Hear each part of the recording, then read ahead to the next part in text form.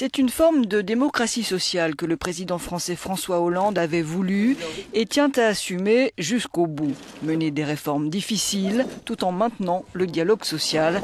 C'est ainsi que se tient ces 2 jours la 3e conférence sociale de son quinquennat réunissant patronat et syndicats. Vous êtes les acteurs, vous êtes les forces vives de notre pays. Rien ne pourra se faire sans vous, mais en même temps, l'État prendra toujours ses responsabilités pour préparer l'avenir de notre pays. Merci. Et c'est là que le bas blesse. Plusieurs syndicats majeurs ont quitté la conférence. Seuls les réformistes sont restés au 2e jour. En discussion notamment dans cette conférence, le pacte de responsabilité lancé par François Hollande il y a 6 mois. L'objectif est clair, baisser les charges et les impôts sur les entreprises pour relancer l'emploi et la croissance. Un pacte de responsabilité qui fait des vagues. L'image de la France à l'étranger est bien souvent celle-là.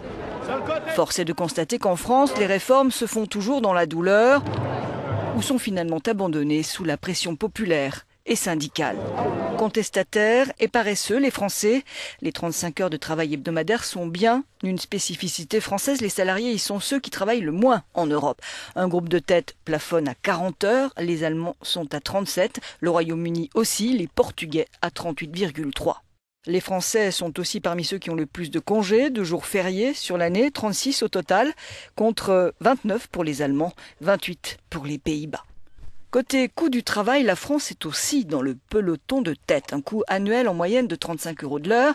C'est moins qu'en Suède, Belgique, Danemark et Luxembourg, mais beaucoup plus qu'en Allemagne et que la moyenne européenne, les coûts les plus bas se trouvant en Bulgarie.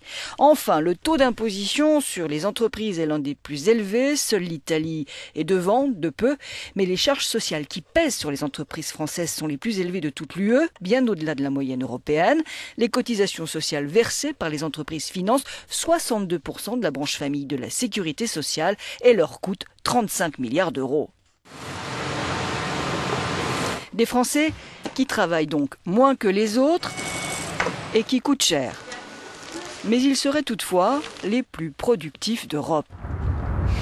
Reste qu'en France, les réformes apparaissent de plus en plus nécessaires.